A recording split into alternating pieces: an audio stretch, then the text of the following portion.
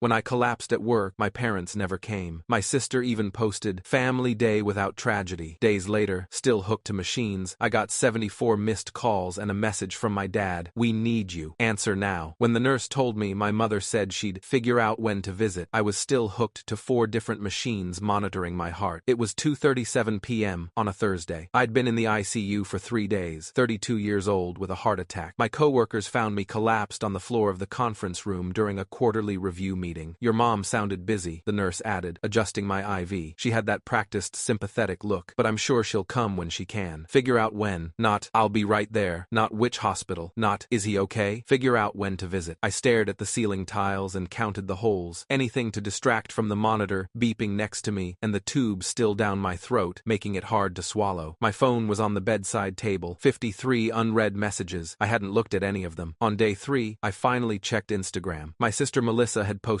6 hours ago a photo of her, our parents, and our younger sister Paige at Lake Michigan. All 4 of them smiling, picnic blanket, wine bottles, someone's golden retriever in the background. The caption, "Family day without tragedy." She'd tagged me. They went to the lake while I was fighting for my life in the ICU and called it a family day without tragedy. Something inside me, something I'd been protecting for 10 years, finally died. Let me back up. I'd been the family bank for a decade, since I was 22 and got my first real job as a data analyst at Midwest Financial Group. Started at $48,000 a year. Nothing spectacular, but it was steady, reliable, more than anyone else in my family had. My father, David, worked construction when the work was available, which wasn't often. Bad back, worse attitude. Spent more time complaining about immigrants taking jobs than actually looking for jobs. My mother, Linda, did medical billing from home, part-time, when she felt like it, which also wasn't often. Melissa was 29, marketing coordinator at a startup that always seemed on the verge of either making it big or going bankrupt. She lived like it was making it big. Paige was 26, finding herself, which meant working at a yoga studio 3 days a week and expecting everyone else to fund her journey of self-discovery. And me, Ethan, the responsible one, the one with the stable job and the good credit score and the inability to say no to family. It started small. "Ethan, can you cover mom's car insurance this month? Just until dad's check comes in. $300. I could afford it." Then, "Ethan, Melissa's transmission died. She needs $1,200 for repairs. Can you loan it to her?" Loan. That was the word they used. But loans get paid back. These were gifts disguised as loans. "Ethan, Paige needs first month and security deposit for an apartment. Can you co-sign? $1,800. And my name on a lease. Every month, a new request. Every month, I said yes. By the time I was 28, I had automatic payments set up. Melissa's car insurance, $185 month. Mom's health insurance, $340 month. Dad's credit card minimum payment, $275 month. Paige's rent, $950 month. Plus the one-time emergencies. The "we'll pay you back next month" requests that never got repaid. The just this once favors that became routine. I tracked it once. In 5 years, I'd given them $127,000. Not loaned, given. My therapist, Dr. Sarah Pacheco, 23 years in practice, office in Lincoln Park, had a word for it. "Financial abuse," she said during one of our sessions. "They're exploiting your sense of obligation. Their family. That doesn't give them the right to drain you. They need help. Do they? Or have they just learned you'll always say yes?" I stopped going to therapy after that. Too uncomfortable. Too true. The heart attack came without warning. I was presenting Q3 analytics to senior management, talking about customer retention metrics. Then my left arm went numb. Then my chest felt like someone was standing on it. Then the floor came up fast. I woke up 36 hours later in the ICU. Dr. Michael Chen, head of cardiology at Northwestern Memorial, 18 years practicing medicine, stood next to my bed. "You had an acute myocardial infarction," he said. "A widowmaker. You're very lucky your colleagues started CPR immediately." "A what?" "A massive heart attack. The left anterior descending artery was completely blocked. We put in 2 stents. You'll need medication for the rest of your life, and significant lifestyle changes." I'm 32. I know, which is why we're running additional tests. This shouldn't happen to someone your age without significant underlying factors. The tests came back showing chronic stress, elevated cortisol levels, high blood pressure. I didn't know I had. My body had been screaming at me for years, and I'd ignored it. "Do you have a high-stress job?" Dr. Chen asked. "It's fine. Normal office stuff. Family stress?" I didn't answer. He made a note in his chart. "You need to identify and remove the stressors. Another event like this could be fatal." The nurse called my emergency contacts on day 1. My mother answered, "We're at the lake this weekend," she'd told the nurse, according to the notes. "I'll figure out when we can visit." That was Thursday morning. I found out later they didn't leave the lake until Sunday night. Day 4 started at 6:47 a.m. My phone exploded. 74 missed calls between 6:47 and 8:52 a.m. Dad, 23 calls. Mom, 19 calls. Melissa, 21 calls. Paige, 11 calls. Text messages flooding in. From Dad, call me now. From Dad, this is urgent. From Dad, we need you answer now. From Mom, Ethan, pick up the phone. From Mom, this is important. From Mom, why aren't you answering? From Melissa, Dad says you're ignoring us. From Melissa, what the fuck, Ethan, answer your phone. From Melissa, this is serious. Not one message asking if I was okay. Not one message acknowledging the heart attack. Just, we need you. Answer, now. I watched the messages come in. The monitor next to me started beeping faster as my heart rate increased. Then I did something I'd never done before. I called someone else. Grandpa Henry arrived 43 minutes later. He was 86, former electrician, retired 20 years, still drove himself everywhere in a 2003 Honda Accord that had 340,000 miles on it. Lived in a small house in Oak Park that he'd bought in 1972 for $28,000 and was now worth $650,000. He walked into my ICU room, looked at me, hooked to machines, and his jaw tightened. They come? He asked. I shook my head. They call? 74 times. This morning. Didn't ask how I was, just that they needed me. He pulled up a chair, sat down, looked at me for a long moment. You done? What? With them? Are you done? I thought about the lake, about the Instagram post, about 10 years of automatic payments and emergency loans and being treated like an ATM. Yeah, I said. I'm done. Good. Now let's break them. Grandpa pulled out his phone. Banking apps. Passwords. Give them to me. Grandpa, you're hooked to machines. I'm handling this. Passwords. I gave them to him. He opened Chase first, looked at the recurring payments. His face went from neutral to furious in about 10 seconds. Jesus Christ, Ethan. You've been bleeding for years. He scrolled through. Melissa, auto insurance. $185 every month for 4 years. Mom, health insurance. $340 every month for 3 years. Dad, credit card payment. $275 every month for 6 years. Paige, rent. $950 every month for 2 years. This is over $3,000 a month. You've been paying them $36,000 a year. They needed help. They needed to grow up. He started tapping. I'm canceling these. They'll notice. That's the point. One by one, he canceled every automatic payment, every subscription, every recurring charge that went to my family. Cancel, cancel, cancel. Then he opened Venmo, looked at the history. Thousands of dollars. Emergency. Requests that were anything but emergencies. From Melissa, need $400 for vet bill. From Dad, car registration due, need $180. From Mom, short on groceries, need $200. From Paige, electric bill past due, need $250. They've been doing this twice a week, Grandpa said. Every week, for years. He took screenshots of everything, sent them to himself. Documentation. What are you doing? Building a case. You'll see why. The first text came 12 minutes later. From Melissa, what the fuck did you do? My insurance just got canceled. Then Mom, Ethan, why did my card get declined? Then Dad, call me right now. What did you do to the credit card payment? Then Paige, my rent is going to bounce. Fix this. Grandpa watched the messages come in, handed me my phone. Block them. All of them. I can't just... Yes, you can. They went to the lake while you almost died. Block them. My hand shook as I opened settings. Melissa, blocked. Mom, blocked. Dad, blocked. Paige, blocked. The silence was immediate. No more buzzing, no more notifications. Just me and the monitor beeping, and Grandpa sitting there like a sentry. They'll come here, I said. No, they won't. I'm having your nurse add them to a restricted list. No visitors without your explicit approval. You can do that? You can do that. I'm just making sure it happens. He walked out, came back 15 minutes later. Done. They're on the list. Security has their photos from your Facebook. They try to enter. They get escorted out. Dr. Chen appeared in the doorway. Mr. Hayes, can I speak with you? Grandpa stepped outside. They talked for 7 minutes. When Grandpa came back in, his expression was grim. The doctor says your stress levels are extreme, that this kind of prolonged psychological pressure can cause heart attacks in young people. He's documenting everything. Why? Because I asked him to. Day 5. The voicemails started. They couldn't text me anymore, but they could leave voicemails. Grandpa and I listened to them together. From Mom, asterisk, Ethan, honey, I don't know what's going on, but we need to talk. You've made a mistake with the bank accounts. Everything bounced. We need you to fix this. Call me back, asterisk. From Dad, asterisk, son, this isn't funny. I don't know what happened, but you need to reverse whatever you did. People are calling. My credit card company is calling. Fix this, asterisk. From Melissa, asterisk. Are you serious right now? You're really going to just cut us off? After everything we've done for you? After we raised you? Call me back or I swear to God, asterisk. The message cut off. From Paige, asterisk, Ethan, I don't understand what's happening. My landlord says my rent bounced. I'm going to get evicted. I'll be homeless. Is that what you want? Your sister homeless? Please call me. Please, asterisk. Grandpa deleted each one after we listened. She's not going to be homeless, he said. She has parents with a house. They can't afford. That's not your problem anymore. Day 6. They escalated. Dad showed up at the hospital at 2:15 p.m. Security stopped him in the lobby. The nurse told me later he'd tried to argue, said he was my father, there, said he had a right to see me. Security showed him the restricted visitor list and escorted him out. He called Grandpa's phone. Grandpa answered on speaker so I could hear. Henry, what the hell did you do? I didn't do anything. Ethan made some decisions. He's not thinking clearly. He just had a heart attack. He's on medication. He's not competent to make these kinds of decisions. According to his doctors, he's fully competent. Then, he's being manipulated by you. You've turned him against us. I didn't have to turn him against you. You did that when you went to the lake while he was dying. Silence. That was we didn't know it wasn't like that. It was exactly like that. You chose a picnic over your son. Now he's choosing himself over you. You can't do this. We'll get lawyers.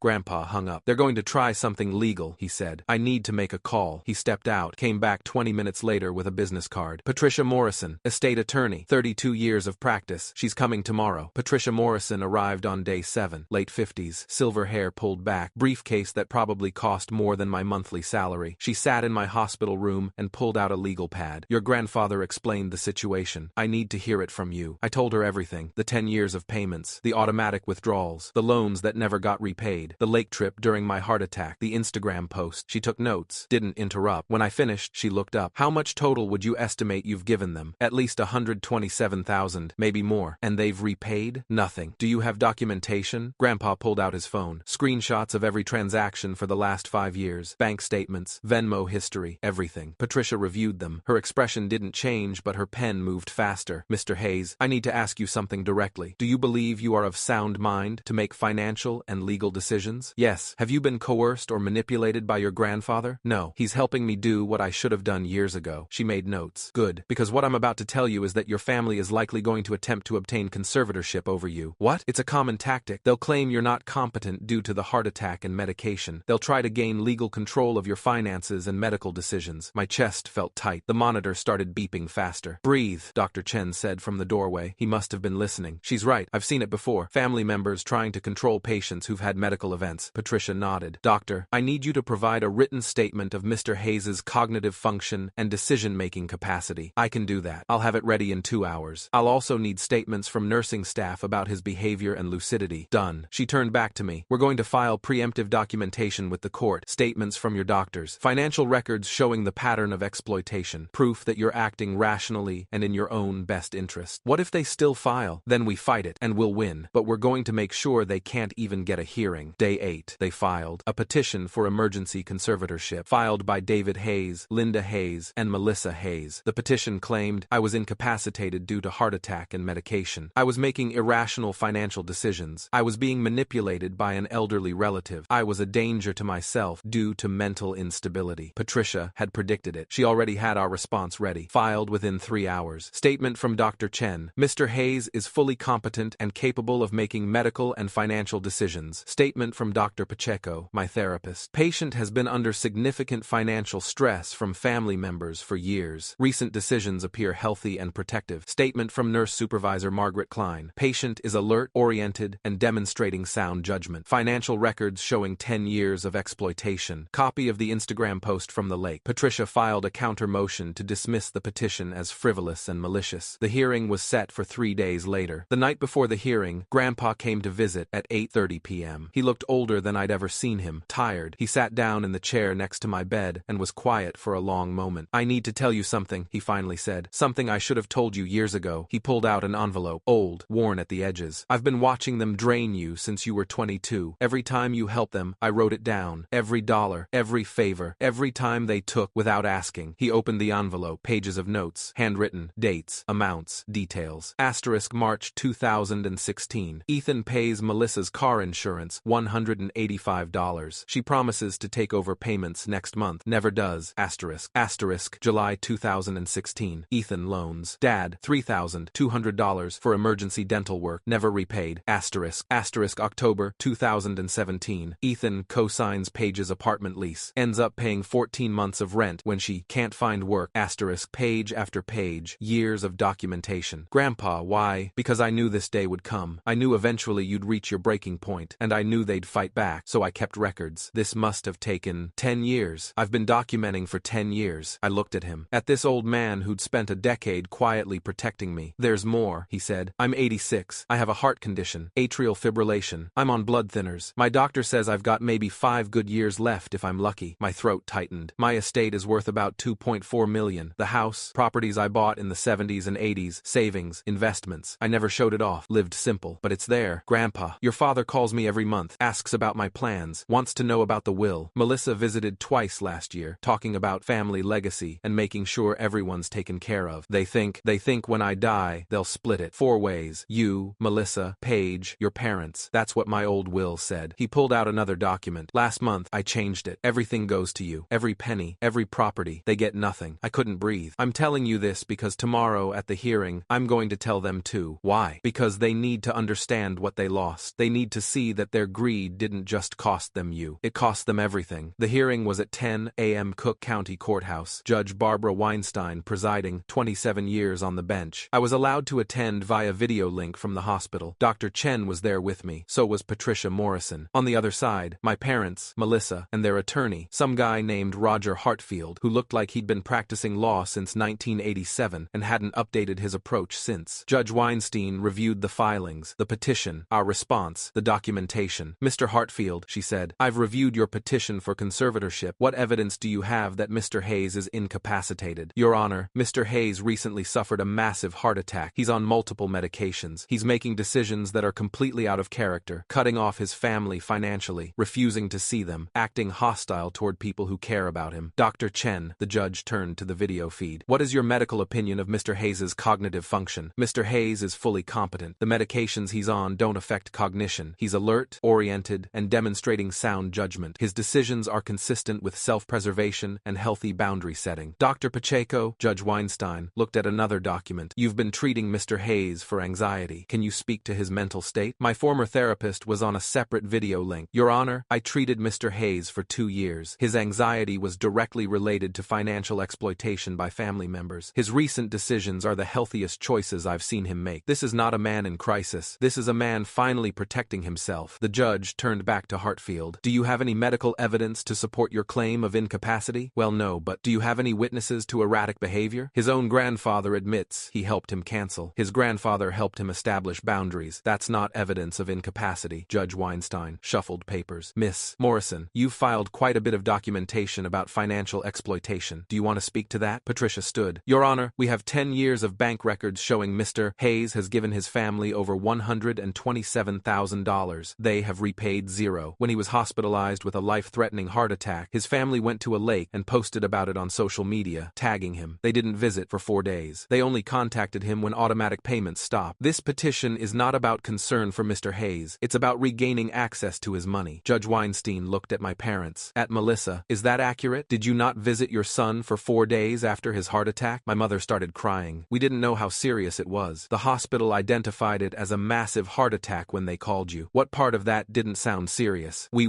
had plans. You had a picnic. The judge's voice was ice. While your son was in the ICU, Dad tried to speak. Your Honor, we love our son. We're concerned. You're concerned about his bank account. This petition is denied. Furthermore, I'm issuing a restraining order. Petitioners are not to contact Mr. Hayes directly or indirectly for 90 days. Miss Morrison, file contempt charges if they violate it. The gavel came down. My family sat there, stunned. Patricia smiled, and Grandpa, sitting in the back of the courtroom, stood up. Your Honor, he said, may I address the court? Judge Weinstein looked surprised. You're not a party to this case. I'm Henry Hayes, Ethan's grandfather. I'd like to make a statement that's relevant to their motivations. Go ahead. Grandpa walked to the front of the courtroom. He pulled out a document. This is my last will and testament, filed and notarized with Morrison Estate Law last month. I'm 86 years old. My estate is valued at approximately $2.4 million.